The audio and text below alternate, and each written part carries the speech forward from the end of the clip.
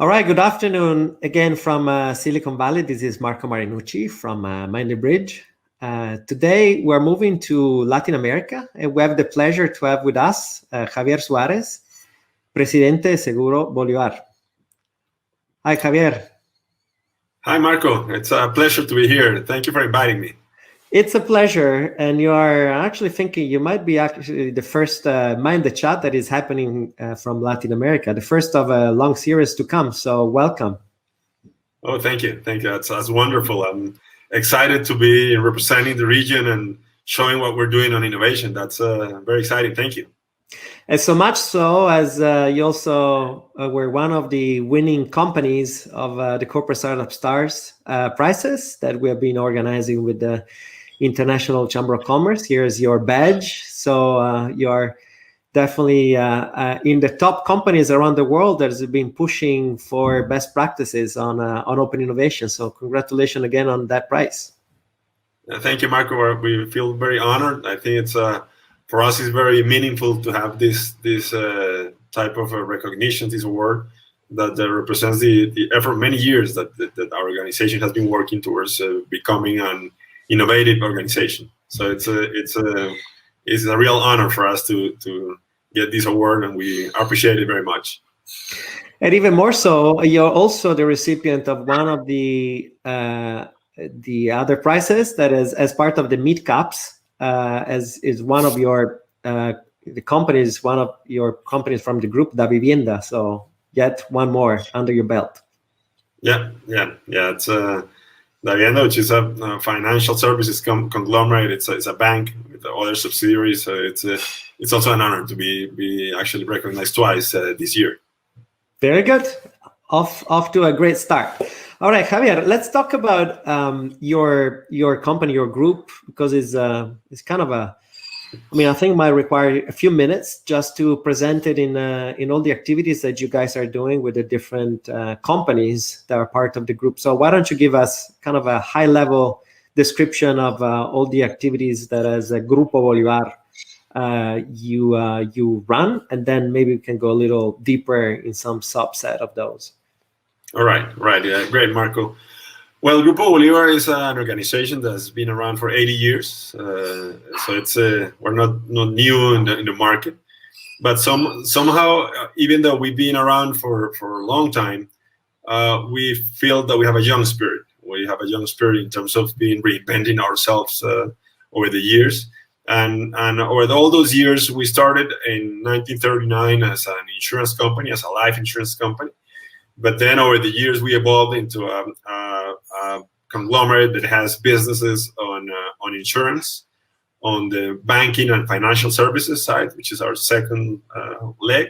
And our third leg would be the construction business, basically on the housing side, in which in the three lines of businesses, which are our major lines, we have a leading position in the country in all of them. So we've been around for many years building this organization that has a Grupo Bolivar, the holding company, controlling the stakes on those three lines of businesses, which are the insurance, financial services, and housing on the construction side, which is the third business of our group. We work very much as a group, even though each one of those entities has its own management, of course, and all the ability to run the specific businesses. We share some elements across the board, such as our focus on our culture and on management of our talent and human resources in terms of also cultural issues. And one of the issues that we also work across the board is innovation, which is also somehow we believe is very important because it allows us to irradiate this innovation culture towards the three lines of businesses. And there's another one, which is synergy between the companies, which is very closely tied to innovation that help us be there also innovating across the board with the companies, with the joint projects between the companies. So before we dive a little deeper on really this subject matter that is innovation and open innovation, maybe just some numbers, size of the company in terms of, as a group, in terms of revenue, what you consolidate, and maybe size of employees, And lastly, you have a very international footprint. Obviously, headquarters in Colombia, but at least at the Latin American level, you are present in most of the countries. So maybe give us a bigger picture. Yeah, it's we're close to around $40 billion on assets on a consolidated basis for the whole operation, including the 3 lines of businesses that I just mentioned. We're north of 25,000 employees in our organization in the countries that we are operating, which is mainly Colombia, which is our home. But we also have a presence in some of the countries in Central America, such as Honduras, El Salvador, Costa Rica, Panama. And we also have an operation, a banking operation in South Florida, in Miami. So that's mostly of our footprint. So it's been growing. It's growing tremendously over the last 10 years. We were 15 years ago. We were close to a 4,000 employee company. We've grown up to 25,000 over the last 10, 12 years. Mostly through internal growth, although we have also acquired a few other operations that gave us the footprint that we have now. And describe what's your role as the president of one of these units, Seguro Bolivar? Well, I'm double hatting because I have my main role is as the CEO of the insurance companies. So I'm responsible for one of the lines of businesses, which is a life insurance and also property and casualty insurance company in Colombia, and also the group also has insurance operations in some of the countries that I just mentioned before. So I'm running the business there, but I also have another hat, which is at the holding company level, which is as a corporate vice president in charge of strategy and putting together things along the different companies. So it's very interesting because, of course, this is a group of companies that's very active in looking at new opportunities, but also, as I mentioned before, as putting together projects that go across the different companies. So it's a very interesting position to be in. Very, very much so, in particular with the growth that you guys are experiencing, and where obviously the angle of innovation can be one of the main factors to accelerate that potential growth.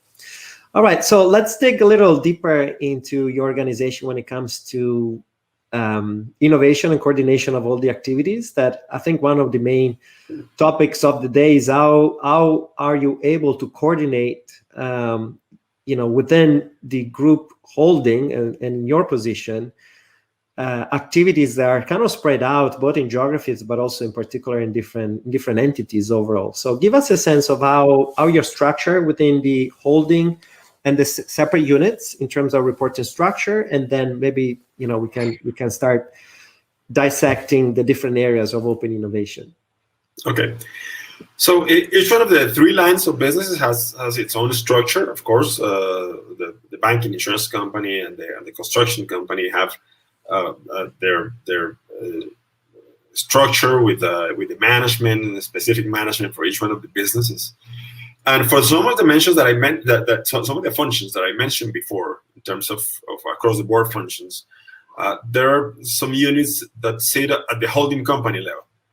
Which is a very small company. It's a very small company because our view is that each one of the operational companies is responsible for the development of the business. So the lion's share of the structure is in each one of the companies. And then at the holding company level is just whatever is required to make sure that we collaborate and have like an umbrella of elements that are shared by the companies, but in the day-to-day operations are managed by each one of the companies. So at the holding company level, we have it's the CEO of the holding company level and a few people that are members of the team at the holding company level on some legal issues, accounting issues, those type of things. But then in terms of how we coordinate, what we do is we do it through a concept that is significant to us, which is synergy. And on the synergy side, instead of having a top-down structure from where the holding company would instruct each one of the companies on what to do.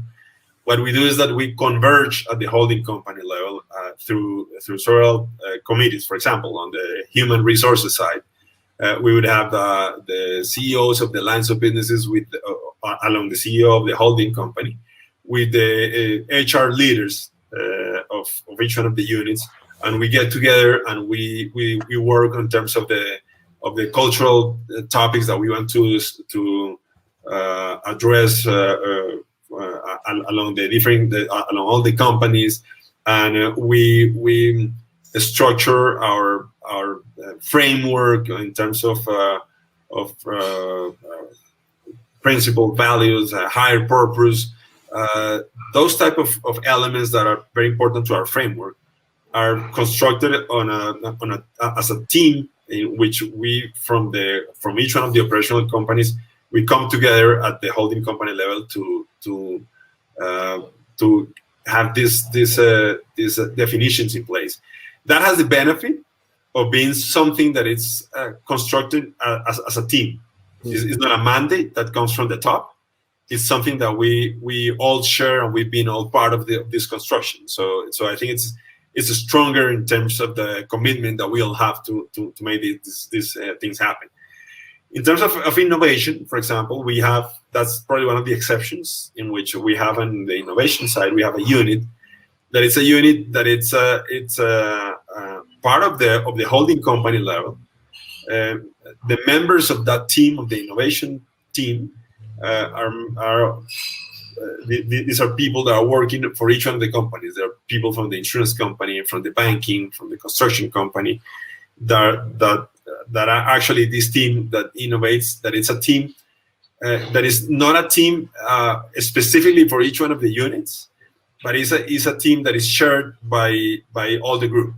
So even though the members of the team are working formally for each one of the lines of businesses, they actually work together as a team that has the responsibility of not the responsibility to innovate, but the responsibility to make this an innovative organization, which is a significant difference. It's not like the operational companies outsource innovation to this unit. That it would be something that we wouldn't believe in.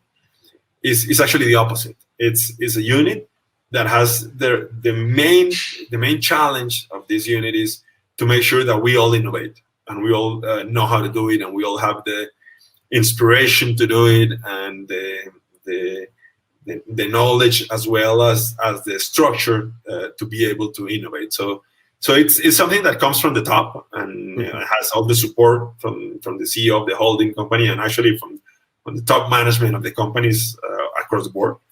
But sits there at the holding company with that function in place, which is not to innovate, is actually to make all of us innovators. No, but I think that's a key component. We're seeing it in the most advanced companies that obviously the drive comes from the top, and the fact, especially in maybe the complicated structure, like you guys said, that is a separate unit and separate businesses, even to have that unit close to the central power, whatever that means, but really at the holding level, I think is a declaration of the importance that you give to the outcome of that. So I think that's it's not just a big communication push, but also on a practical level is to be closer to the core of the company. Give us a size of how big is that team, and do they have then, the way that you describe it, do you have each sub teams as corresponding members within the different units? Is that how the structure? Well, actually, no. It's not as sub teams with the corresponding units, because somehow that would defeat the purpose of making sure that it's a function that goes horizontally through a group. So even though that team is composed of people that work for each one of the companies, in practice, they work as one single team, and they are structured more in terms of the function within innovation, which they have part of the team has the responsibility to work on methodologies and systematic that we all have to share. Other members of the team are in charge of being open to the world and have the what we would call our international view of the world, and have the connections with third parties all over the world to have information and be an open organization. Other members of that team work closely with universities and local startups. Others work on intellectual property. So it's a team that it's basically it's a small team, but it's mostly functional. It's organized on a functional basis in terms of the elements of innovation that we believe have to be present there. And in that sense, that team is, I wouldn't have the exact numbers, but it could be roughly about 15 people in the team. It's not a very large team because since they are not the direct innovators, they have hands all over the place within our organization. In each one of the lines of businesses, they have, if we would call the extended team, the extended innovation team, then you can count it on the thousands of people that work there. But this is the small cell of around 15 people that are the ones in charge of making sure that this happens. And we have a pleasure to have somebody from top management here in this conversation. So before we start digging a little deeper, what's the overview of the overall component of such a unit from a planning and strategic point of view? Do you do, for example, an yearly budget that is also defining what is the potential measurable outcome that the whole unit across the group can derive, or is that something that is embedded in different strategic planning? Well, it's been evolving. Originally, we had this view in which we would have to have innovations out of this unit. But I think as time goes by and we somehow mature, we have understood that the budgets in terms of the outcome of the innovation process is something that has to be in line with the business plans, with the strategy of each one of the units. So if you look internally at each one of the units, we all have very aggressive plans in terms of innovation in new products and new sources of revenue, new distribution channels that somehow are based on our ability to innovate. So at this unit level, this unit level has a budget that is based on the allocation of resources for them to function, more than just the outcome, because the most meaningful outcome is actually embedded into the plans of each one of the companies. So if you look at the construction company, they have their numbers, and their numbers have an implicit assumption that we'll be able to do a lot of things differently because of innovation. And the same thing happens with the other units. And that's a very important point. And again, thanks for reinforcing that. This is something that we've been tracking also through our research and through the Corporate Startup Stars as the time during the year where we do kind of the state of the art of where the world of open innovation stands. And as part of that, how's that measured? And one of the macro trends that we have been witnessing is obviously the fact that in companies where innovation is getting higher and higher in the priority list, the measurement of the outcome, what is now goes under the umbrella of ROI, where I is not investment but is innovation, return of innovation. Obviously, a very complicated concept to grasp, but I think more and more, well-informed top management members are looking as one of the key measures to derive within the company, and how is that done is still to be decided. And a number of practices that we've seen coming up in a subset of activities. But the bottom line is what's the final impact of all our innovation-related activities in the top line, so additional sales, or the bottom line, so better efficiency. That's at the end of the day how you try to draw a line. Again, complicated, but I think stimulating, because it's is putting really innovation practices at the center of a core of a business. Right, Marco, I agree. I totally agree. There are, of course, specific metrics for innovation, such as number of products or number of new projects or revenue out of specific projects from innovation labs and things like that, which are helpful. But I think at the end of the day, somehow that implicitly sends the message that you have innovation in some parts of the business and you don't have innovation in other parts of the business. And somehow our view is that innovation is a way of doing things. So when it's a way of doing things, it has to be everywhere. It has to be then you look at the impact of innovation and on the full scale of the business. So as you were saying, and I totally agree, it's at the top level and top line and bottom line is of the whole business is where you get the benefits of innovation. Actually, more than those specific metrics. We do have some of those specific metrics, but I would totally agree with you that the most important thing is making sure that within each one of the business units, we have the ability to look at the business in a different way that somehow implies that the innovation is present there and actually improves the business. And that forces you to think on an innovative way almost everywhere in the business. So yeah. Almost every unit. And that's why for us, this unit is a unit that has a very important role because it has the role of making sure that we all innovate. So it's a cultural issue across the board. And looking forward, probably next year, maybe this time of the year, we'll do this interview again, and you'll tell us how you're advancing that measurement process. Because again, everybody's looking at options, in practicality, especially from top management. Awesome. So time to go a little bit more in details in some of the practices that you guys have put in place. I'm going to go through the quick list because you kind of check all the boxes as you were mentioning before. And so in the description of all the activities that comes from the group, you have a cultural unit that is focused on really how to build a culture of innovation. You have a prototype department, you have research and patent unit. You have the startup department and we measure POCs, and then we have the corporate venture capital. Tell me if I can cover all the major, sectors and subsets where you are doing open innovation practices. I'd say those are it.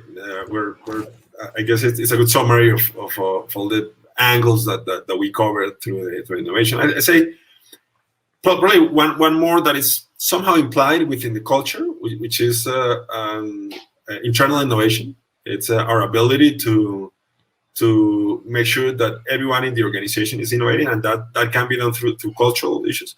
But we also have some specific activities, such as we have somehow a contest in which in that contest we promote innovation, which we would call the innovation of everyday life. So somehow we expect most of the members of our team to be thinking in terms of innovation. So we have this every year we have this award that is given to the different units that have innovated in some specific topics. So we have some specific elements that are part of the culture that make this organization an organization that is focused on innovation. So now, do you have a time of the year where you kind of go through all the application and you expect people to vote? How is that? Yes. How is the internal process? Yes, the internal process is basically you have it's probably around October of every year. We have all the applications from all the companies, and it could be close to 400, 500 initiatives that come forward presenting their applications, and each application to be considered has to have 3 elements that we believe are important to as a specific metrics to make sure that those are innovative initiatives. They have to be initiatives that have to be implemented, not PowerPoints, not ideas. They have to be these projects that are actually productive.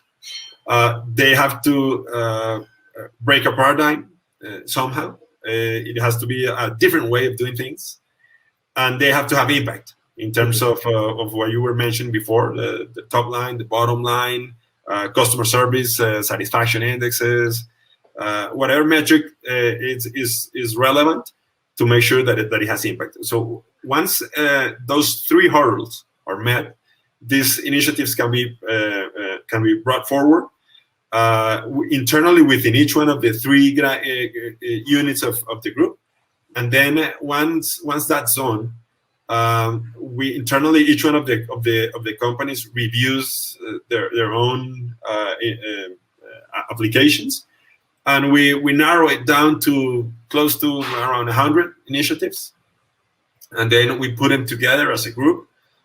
We have an external panel that is no one from the company, an external panel of advisors that are the ones chosen to select the winners. We usually have someone from the university world, from the startup world, from the government, that on some areas of the government that are working on innovation. Someone from our international network of partners, and we put together this panel that reviews all these applications, and then they select close to around 10, 15 initiatives, which are the best ones that are actually selected as the winners. But then for this panel to know the initiative, we go through all the process that a startup would go through in terms of preparing them and having them work on a 7-minute pitch in which they will give the idea, and it's actually very innovative the way they do it. It's actually a party for us. It's a full day in which we enjoy ourselves looking at not only the good ideas, but also the way they are presented. And we strongly encourage them to be very creative and be very open in terms of going beyond what a dull presentation would be. And it's very exciting. And then the panel selects the ones that are the best initiatives, and then we have this somehow this gala in which we recognize the best ones. And then after that, the winners, they beyond the merit mention of being selected as winners, the most important prize is to be part of something that will happen the following year in terms of innovation. For example, there will be an occasion in which the winners would go to an innovation expedition to the Amazon forest, or another year they will go to the Disney Innovation Institute, or some other year we'll have a hackathon in some other country, in Panama. We mix pleasure with innovation. Right. So it becomes recognizing the hard work, but also at the same time with this angle in which we do something innovative also, and we learn from the experience. And it's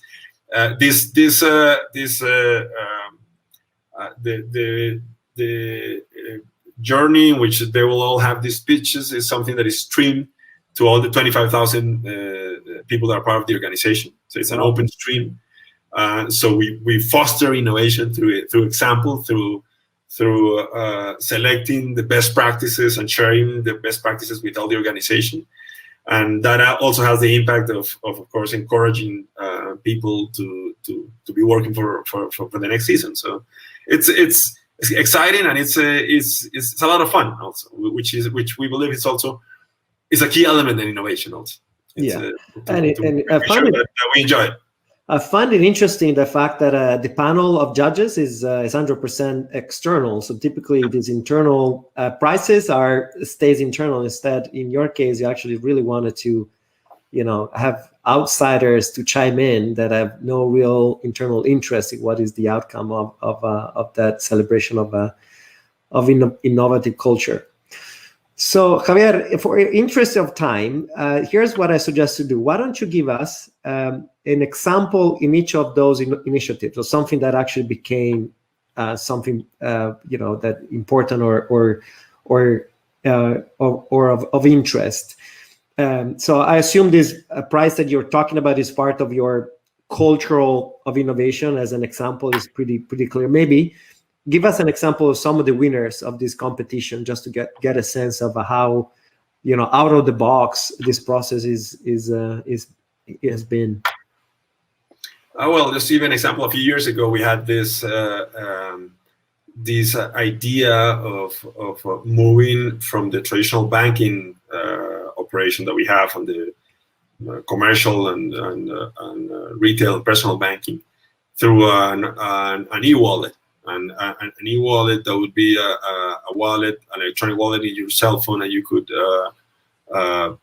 offer this to our customers. And that was one of the ideas that was implemented on an MVP basis a few years ago, and then it was selected as a winner. And actually, today, a few years later, it's not only an idea that got that recognition. It's actually one of the largest e-wallets in the world. It has close to 2/3 of the customers of the organization nowadays come from that platform.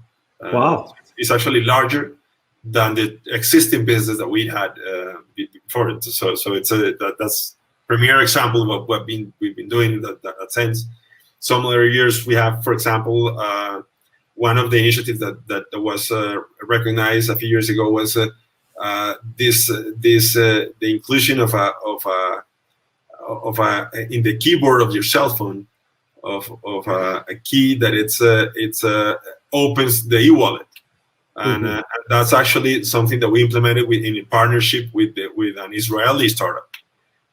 So that's an example of internal innovation, and in terms of internal innovation combined with open innovation with someone and that's also recognized. But then you also have the small things that actually come from a branch office that finds a way to actually serve customers in a different way. Just let me give you an example. When you get a debit card, this is a nice example. A debit card at a bank, it's your name is imprinted in the card, and then a few years ago, 8 years ago or something like that, the government came up with a regulation that said that you needed to have the name imprinted at the time of handing out the card. But then that process may take a few days while you go to a vendor and get the card imprinted.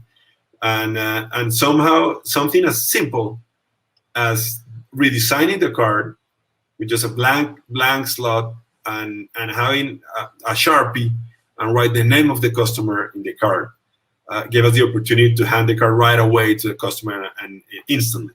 I'm talking about 6-8 years ago. So that's an innovation that didn't come from an innovation lab, very sophisticated. It was an idea from a branch office that said there's a simple way to do it. And it was channeled through this internal competition. Exactly. And it was recognized, and then we somehow solved an issue. Then overnight we were able just to change the process and serve customers instantly through an adaptation of what we were doing. So those are examples that go from the little things to, of course, the major things that have changed our organization. So and that happens in the different lines of businesses. And obviously it reinforces the idea that there's beef behind, because there's not a pure celebration, but actually there is a relevant follow-up as in the two examples that you mentioned. All right, let me go down here in the list of the different pillars. So give us an example of what comes out of your prototype department. Well, on the prototype, we've been let's recognize that we're mostly financial companies, as well as the construction companies. We're traditional companies, and traditional companies, we know how to serve our customers in a traditional way. But then comes this disruption, in which, of course, we all know that we have to be in the digital space with digital platforms to serve the customers. And then we have this view that we don't want to be on the back office of the business, and we are certainly, as insurance companies and banking organizations, we run the risk of being left behind, just taking care of the accounts with someone else serving the customers at the front of the relationship with the customer. So a few years ago, we committed on being at the front, And being at the front implies that you have to design the digital experiences and bring those capabilities and that knowledge to the organization and start building those digital platforms. And for that, our innovation unit working very, very closely to the business lines have come up with this methodology to come up with proof of concepts and prototypes for the digital experiences all across the world. So you may have the ability to open a savings account instantly on your cell phone that has been prototyped through these units. But also on the insurance company's side, since we don't want to be left behind in the relationship with the customer, we want to move forward. So we want to broaden our scope to not only insurance product, but also services. So we now have a platform that gives you the ability to do whatever you need with a real estate property. So if you have a house and then you have, of course, you can insure it, but much more than that. If you want to pay the utilities, or you pay for you have to pay a monthly fee for the condominium where you live, for example, you can do it through the app, or if you want to know to have an appraisal of your property, you can do it through there. Or if you want to basically sell it and you want to post it to a broker, you can do it through the app. So it's like when you have all what is related to your property. That experience has been prototyped at our innovation labs, and it's become very successful in terms of how customers are interacting with it. Perfect. Down the list here, the research and patent and the innovation observatory. What comes out of that? Well, I think that since we recognized a few years ago that internal innovation wasn't enough, and we definitely needed to look at the world, we started looking at ways of doing that. Some ways include top management, the CEOs of the lines of businesses, the CEO of the holding company, the CTOs, the business unit leaders. We decided to go all over the world, and so every year we go to a different part of the world, such as Israel or India, where you have a lot of innovation, and a third world country. And then you have China with some of the most interesting leading innovations in the world, and of course you have Silicon Valley. So we go all over the place, and we get a lot of ideas on what's going on and the sense of where things are moving. But on a day-to-day basis for the business units, you need to know to have a lot more knowledge. So if you have, for example, an auto insurance line of business, they know their business, they know fairly well their competition, their local competition, but they don't necessarily know what's going on all over the world in terms of innovation. And same happens for the credit card business or the construction company business. So at this innovation unit, we have what we call the observatory, in which the lines of businesses post questions to observatory and say, this is my business, these are the challenges that I'm facing. Please help me look at what's going on in the world. And the observatory is actually scouting through partners and through their own research, whatever is going on around the world. And so we have this ability to somehow be, even though we're not a large multinational company with operations in hundreds of countries, that's not our case. We do have access to a lot of the information of what's going on in the world, and that's where the observatory plays a specific role. And then the patent side, patents are of course a wealth in terms of information, of knowledge on what's going on in the world, things that are our ideas actually new ideas, or we are just using ideas that somebody else has been working on. Should we patent some of our ideas? And that's not a common practice in our market, but we understand that is an integral part of innovation. So we started building our patent practice and we've been making some progress on that, and we are actually beginning to patent some of our ideas. And patent goes two ways: is internal, so the potential of adding some patent from internal processes, but also having a look at what's being patented, and so you keep an eye on it. Exactly. Yeah. Exactly. It's both ways. Exactly. Give us maybe an example of what you could patent, or you have patent. I don't know if that's shareable information. But I can give you an example of a product or building that it's a product that integrates banking products and insurance products into a full solution for a condominium in terms of helping them manage their finances and their collections through a platform that puts together solutions that have never been put together before in a streamlined solution. That's an example. But then we have other examples at the other end of the spectrum, and this is kind of a fun example.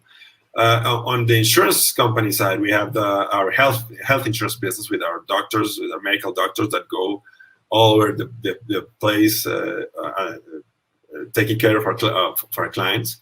And they need to travel through the city and have these doctor visits, these doctor visits at our customers' residence.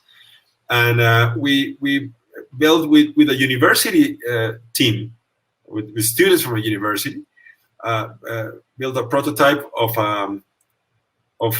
this backpack that has all the elements for the doctors to do it in a professional way, and also on a safe way in terms of handling residues and things like that. So this team came up actually with a prototype that we patented, and for our doctors, but we have also licensed it to a manufacturer to be sold to other practitioners.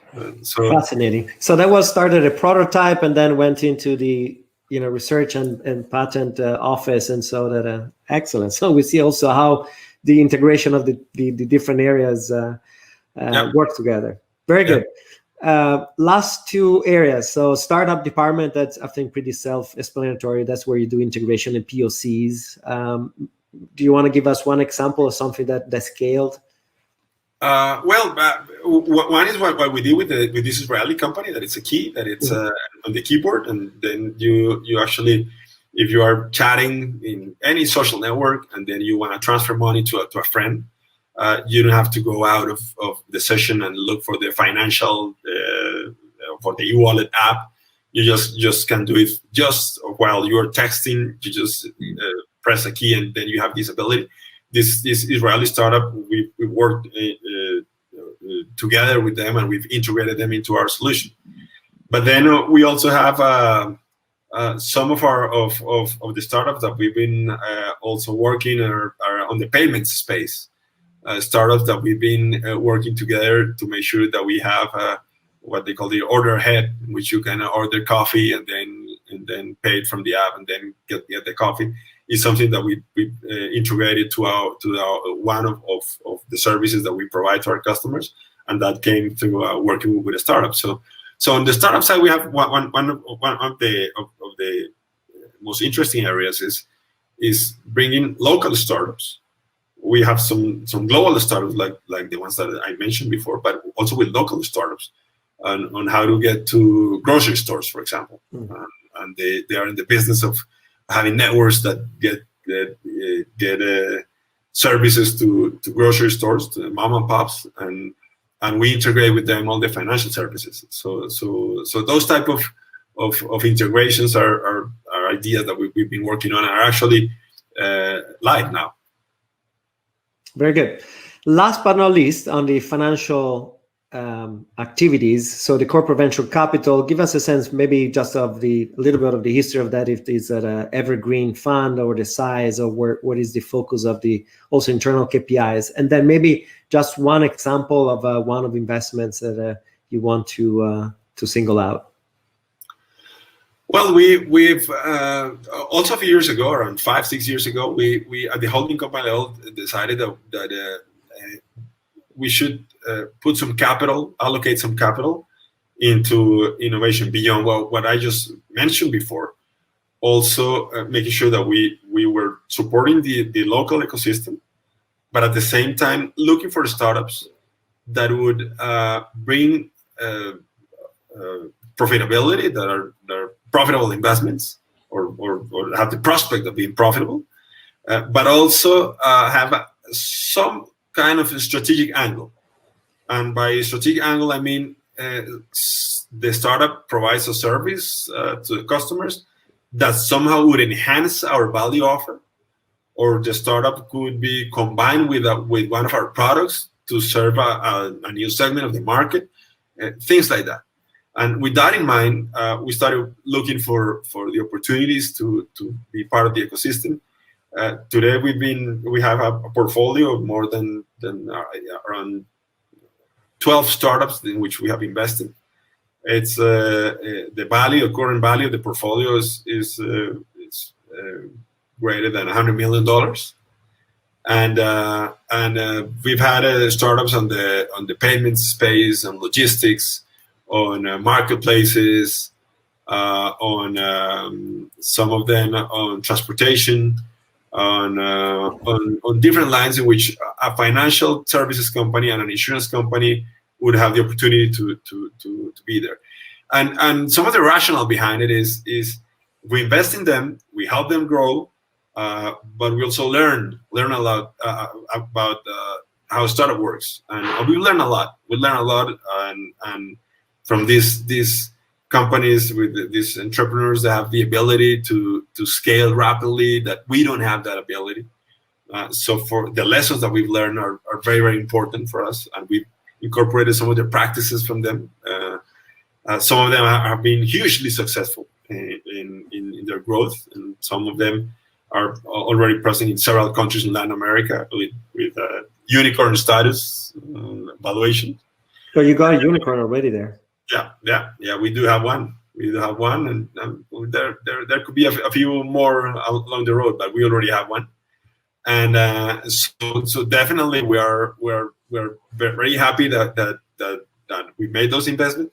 But we also recognize that when we help those startups, they grow because they do a good job, but they also grow because we are helping them with our client base, with our products, with our technology, and somehow we felt that we should be also be benefiting from the fact that we're putting together all those resources. And one way to get a benefit would be to invest in them and somehow get some of the financial benefits of putting all our breath behind the startup, and somehow that aligns our interests also, and it has worked fine. And it's actually I'd say, if I had to single out one of the most fascinating part of my job, would be that the investments on the startups in which you have conversations with people that think differently, solve problems in a different way, and teach you a lot, and somehow it works fine in terms of building those relationships. Listen, Javier, I think we covered a lot of ground. We could probably go longer, but I think from this 45 minutes, it's pretty clear why you guys are trailblazers in not just in your region, but overall. So I commend you and congratulate you again. I think it's a very stimulating number of activities, and I can tell that this is an ongoing process. So you're not content with what is the yesterday, but there is so much more that can be done. So again, congratulations for your leadership there, and we look forward to seeing another year of successes. So thanks again.